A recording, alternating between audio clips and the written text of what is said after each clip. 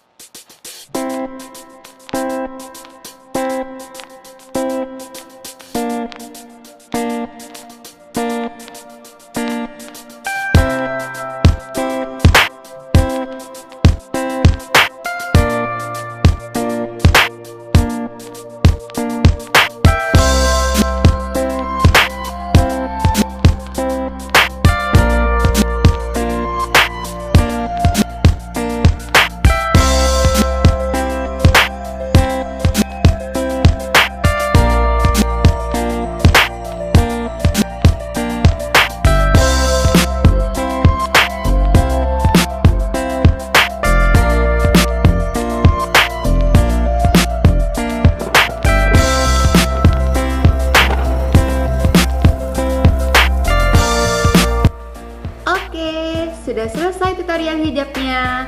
Dari beberapa tutorial yang aku kasih, kalian paling suka yang mana? Komen di bawah ya.